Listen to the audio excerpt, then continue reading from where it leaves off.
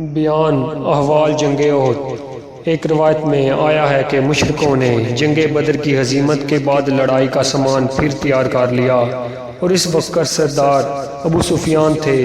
وہ کافر لشکر کثیر لے کر مدینہ کو آئے اور حضرت جبرائیل علیہ السلام نے یہ خبر رسول کریم صلی اللہ علیہ وآلہ وسلم تک پہنچائی تو رسول کریم صلی اللہ علیہ وآلہ وسلم نے اپنے صحابہ کرام سے مشورہ کیا کہ فوج کفار کی مدینہ کے متصل آئی ہے، لہٰذا لشکر اسلامی مسلح ہو کر رسالت مآب صلی اللہ علیہ وسلم کے جبل احد پر آیا، جو کہ مدینہ منورہ سے 3 میل کے فاصلے پر واقع ہے۔ حضور کریم صلی اللہ علیہ وآلہ وسلم نے عبداللہ ابن جبیر کو 70 تیر اندازوں کے ساتھ اس کوہ لشکر پر حفاظت کے لیے مامور کر دیا۔ اتنے میں لشکر دونوں طرف سے صف آرا ہوئے، اول تیروں کا می برسا، پھر شمشیر و خنجر بجلی کی طرح چمکے اور خون کے دریا بہاتے رہے۔ الغرض اسلامی فوج نے پروردگار کے فصیح و فضل و کرم سے لشکر کفار پر فتح و نصرت پائی اور مشرکوں نے ہزیمت و شکست کھائی اور تقریباً 70 نگہبان کوہ احد کے باوجود ممانعت عبداللہ بن جبیر کے یہ ہزیمت دے کر مال غنیمت لوٹنے کو دوڑے۔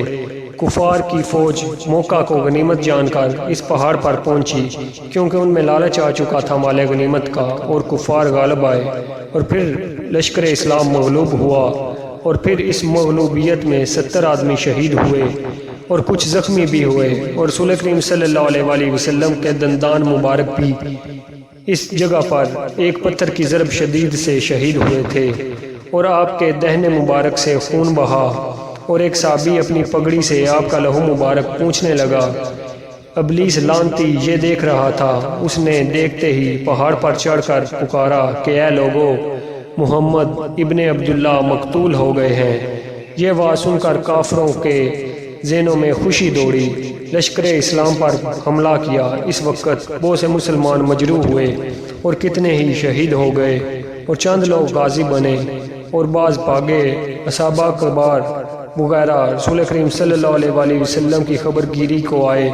انہوں نے آ کر دیکھا کہ آپ کے دندان مبارک شہید ہوئے ہیں۔ اس عرصہ میں حضرت حمزہ اور 2 صحابہ کرام نے شہادت پائی، اور کافروں نے اپنے ظلم و ستم سے ان کو مسلح کیا، یعنی ناک، کان، ہاتھ، پاؤں کاٹے۔ یہ دیکھ کر اصحاب کبار کی آتش خشم نے جوش مارا اور اپنی فوج لے کر دشمنوں پر ٹوٹ پڑے اور مانند برق ان پر گرے، اور نہایت جوشیلے فلک شگاف نعرے مار کر کفار کو قتل کرنا شروع کر دیا۔ اپنے برق رفتار گھوڑے کو چمکایا اور اپنے ہاتھ میں تلوار لے کر نعرہ بلند کیا، اور پھر اپنے گھوڑے کو برق کی طرف سے کفار پر ڈال دی۔ اس وقت رسول کریم صلی اللہ علیہ وآلہ وسلم کے گھوڑے کی باگ حضرت عباس پکڑے ہوئے تھے کہ فوراً جبریل امین نازل ہوئے، اور انہوں نے آتے ہی کہا، رسول اللہ صلی اللہ علیہ وآلہ وسلم، فرشتے آپ کی مدد کو آتے ہیں اور کافروں کا سر تن سے جدا کر دیں گے۔ غرض لشکر اسلام نے فتح و کامیابی پائی۔ جناب رسول اللہ صلی اللہ علیہ وآلہ وسلم نے سجدہ شکر کیا، اور اس وقت علی المرتضیٰ کو مدینہ منورہ میں خوشخبری دینے کے لیے بھیجا۔ ادھر تمام اہل مدینہ اور اہل بیت آوازہ بدر سے گھبراتے تھے۔ خبر ظفر و کامیابی کی سن کر شاد ہو گئے، اور اس کے بعد رسول کریم صلی اللہ علیہ وآلہ وسلم نے بہت سے مسلمانوں کی لاشیں بعد نماز جنازہ دفنائیں، اور کچھ لاشوں کو مدینہ منورہ میں لے کر آئے۔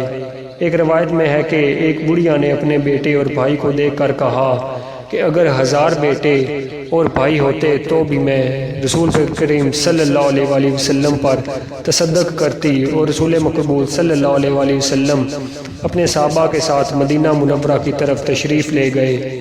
آپ نے وہاں جا کر دیکھا کہ ایک آدمی اپنے مردوں کی تعزیت کرتا ہے۔